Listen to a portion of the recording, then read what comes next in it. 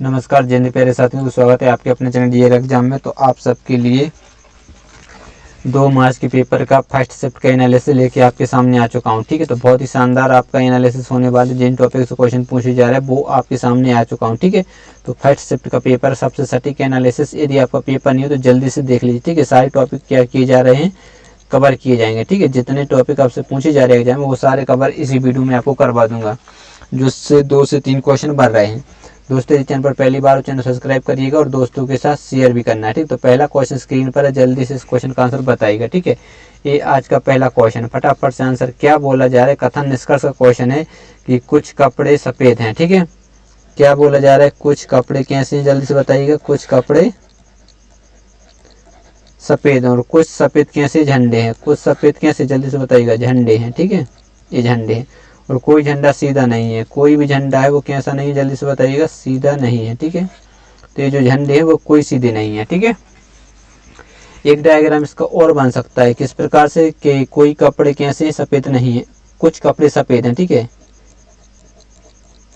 कुछ कपड़े कैसे हैं, सफेद हैं। ठीक है, और फिर दूसरे नंबर में कुछ सफेद झंडे हैं। कुछ सफेद जो है वो कैसे हैं बताइए, इस प्रकार से नहीं बनाना, ये तो मिस्टेक कर रहे। ठीक है, किस प्रकार से इसका डायग्राम बन सकता है वो देख लीजिए। क्या बोला जा रहा है, कुछ सफेद कपड़े हैं, तो यहाँ से ले सकते हैं। ठीक है, सफेद कैसे, जल्दी बताइए, कुछ सफेद झंडे हैं। ठीक है, और कोई झंडा सीधा नहीं। अब झंडा सीधा नहीं तो इस प्रकार से डायग्राम तो आ सकता है कि नहीं आ सकता है सीधा वाला, क्योंकि आपसे ये बोला जा रहा है कि कोई झंडा सीधा नहीं है। तो झंडा अपन ये रहा, यहाँ तक झंडा है और सीधा ये, तो इस प्रकार से डायग्राम बन सकता है। अब यहाँ पर आपको पता होना चाहिए कितने निष्कर्ष हैं, 1 2 3 हैं। ठीक है, तो अपन तीनों यहाँ पर पहले से लिख ले रहे हैं। क्यों लिख ले रहे हैं, क्योंकि यहाँ पर आपको ये पता होना चाहिए यदि इसमें सही है, मान लीजिएगा। ठीक है, यदि इसमें सही है और इसमें रॉन्ग है तो वो गलत माना जाएगा।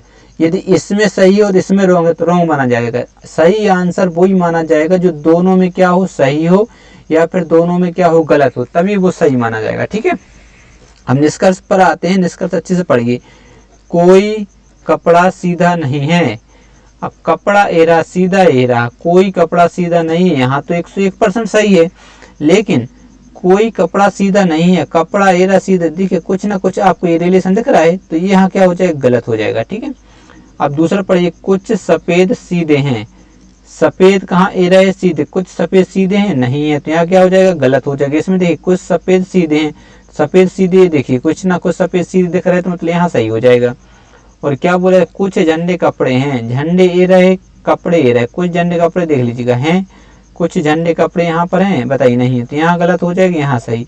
तो अब आपको पता होना चाहिए कि इसमें से कोई भी निष्कर्ष सही नहीं, क्योंकि दोनों में सही सही कहीं पर भी नहीं है। क्योंकि देखिए यदि पहले में अपन पहला ऑप्शन बात करें, निष्कर्ष पहला, तो यहाँ तो सही लेकिन यहाँ गलत है।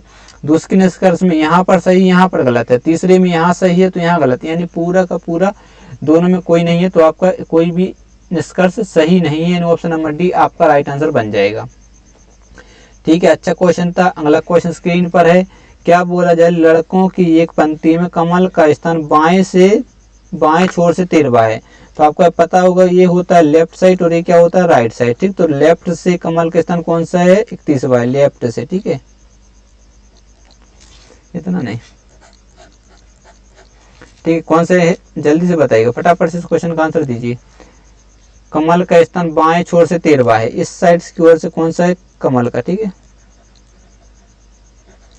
कितना, 31वां है। ठीक है, चलिए, और बोला जा रहा है तथा करण का स्थान दाएं से कौन सा है, 29वां, इस साइड से है किसका, करण का। ठीक है, कौन सा है, 29वां है, तो चलिए अपन 29वां लिख देते, कोई दिक्कत थोड़ी है, ये राइट से लेफ्ट से। ठीक है, फिर आगे पढ़िए। क्या बोला जा रहा है कि अपने स्थानों को परस्पर बदलने के बाद, अब देखिए यहाँ पर आ जाएगा करण, यहाँ पर क्या आ जाएगा, कमल। ठीक है, यहाँ पर कौन आ जाएगा, कमल, और यहाँ पर क्या आ जाएगा, जल्दी से बताइएगा, करण। ठीक है, बदलने के बाद कमल का जो स्थान बाएं छोर से 43 हो जाता है, इस साइड से ये जो स्थान है वो कौन सा हो जाता है, 43 हो जाता है। ठीक है, तो आपसे पंक्ति में कुल कितने लड़के हैं, तो अब टोटल लड़के निकालना बहुत आसान है। कैसा आसान है, लेफ्ट प्लस राइट माइनस 1।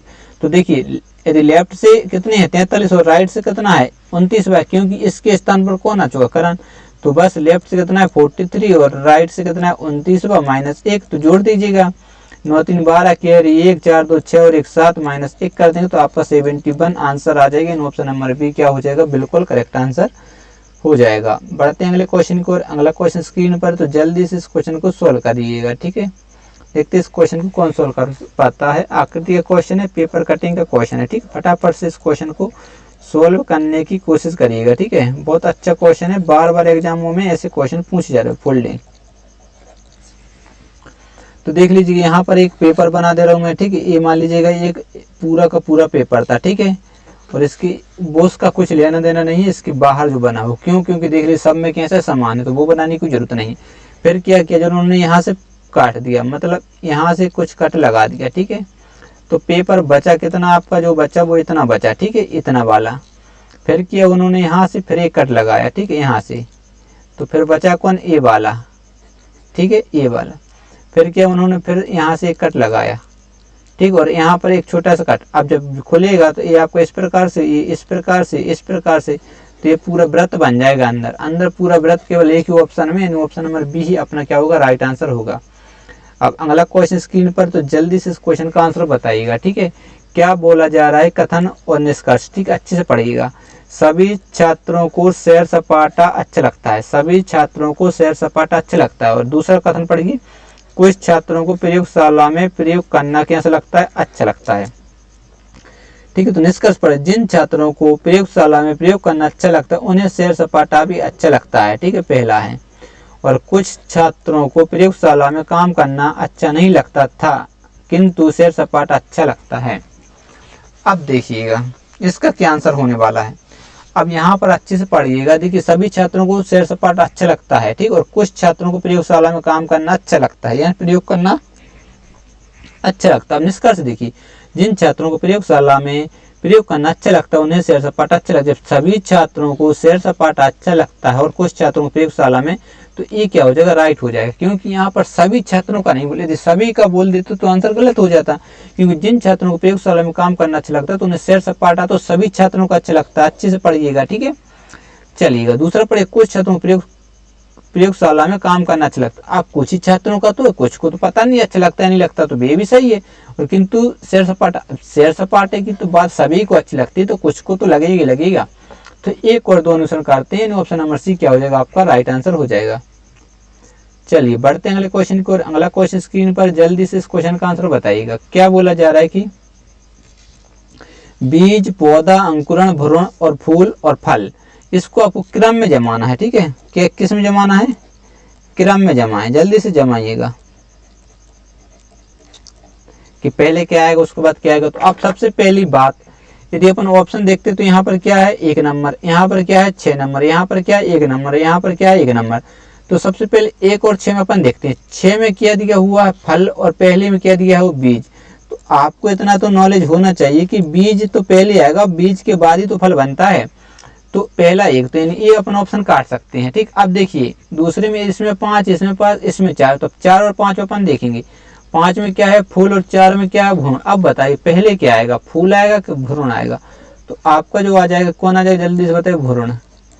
तो अब ये भी गलत हो गया, ये भी गलत हो, ऑप्शन ए अपना राइट आंसर हो जाएगा। लेकिन एक बार चेक कर लेते हैं। ठीक है, भ्रूण के बाद कौन सा आएगा, जल्दी से बताइएगा, अंकुरण होगा। अंकुरण तो होगा कि नहीं होगा, जल्दी से बताइएगा, मतलब जमेगा। जमने के बाद क्या होता है, फल आएगा कि फूल आएगा कि पौधा बनेगा, जल्दी से बताइएगा। पौधा बनेगा। जब अंकुरण होगा, जब बड़ा होगा तो वो क्या बनेगा, पौधा।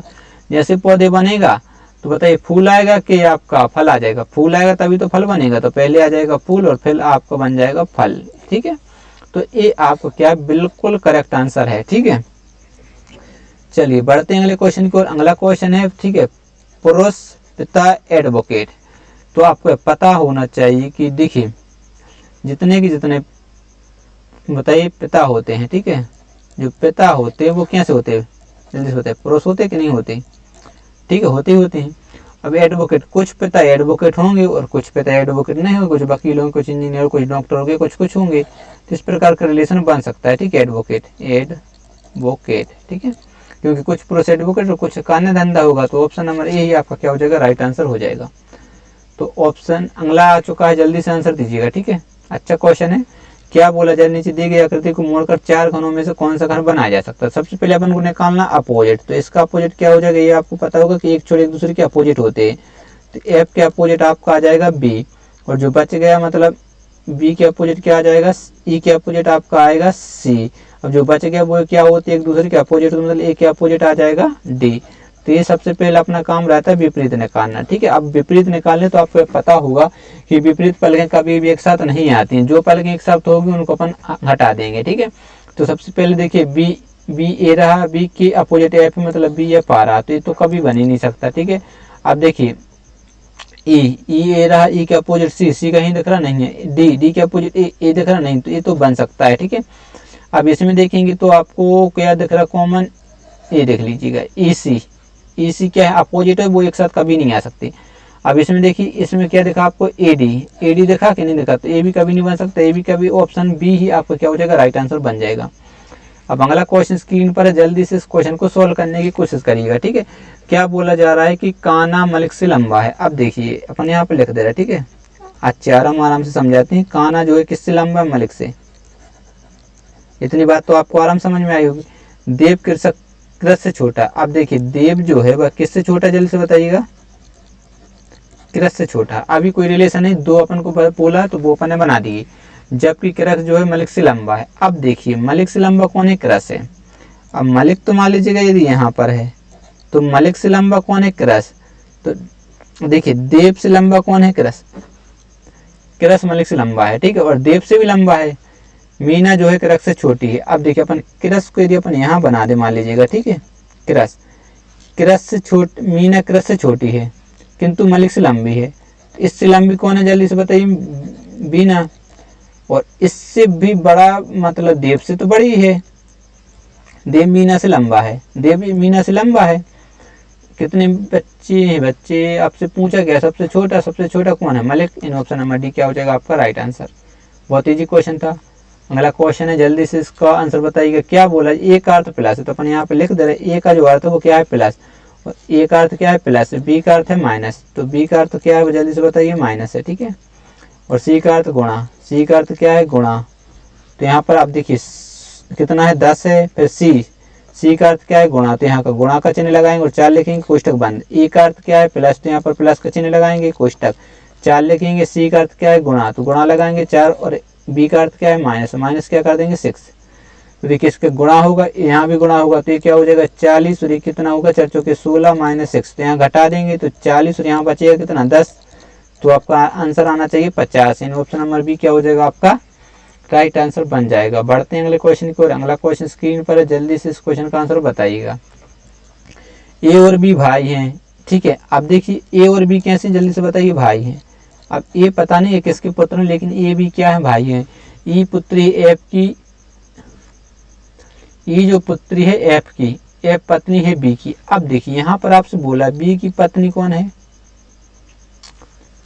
बी, अच्छे से पढ़िएगा, ई पुत्री है एफ की, एफ जो पत्नी है वह बी की। ये तो आपको पता है ये मेल है, तो ई क्या हो जाएगी, एफ क्या हो जाएगी, इसकी पत्नी, ठीक है। और ई पुत्री है एफ की, ई जो पुत्री है वह किसकी है बताइए, ई पुत्री है एफ की, ठीक है, मतलब इसकी भी पुत्री होगी। तो आगे क्या, ई का इससे क्या संबंध है। अब देखिए ई क्या है, जल्दी से बताइएगा, ई क्या है, पिताजी। पिता का भाई कौन कहलाता है, चाचा, चाचा कहीं है, तो आपसे पूछा क्या, अच्छे से पढ़िएगा, ठीक है। ई का ए से पूछा, ए से, तो आपको पता होगा भाई की मतलब भाई की लड़की क्या लगती है, भतीजी। यानी ऑप्शन नंबर सी आपका राइट आंसर बन जाएगा। तो आज के जो टॉप क्वेश्चन थे वो आपको मैंने करवा दिए हैं। यदि आप चैनल पर पहली बार हो, चैनल को जल्दी से सब्सक्राइब कर लीजिएगा और दोस्तों के शेयर करें। यदि आपको पीडीएफ चाहिए तो आप हमारे टेलीग्राम चैनल ज्वाइन कर सकते हैं, ठीक है। मिलते हैं नेक्स्ट वीडियो में, तब तक के लिए बाय बाय, जय हिंद।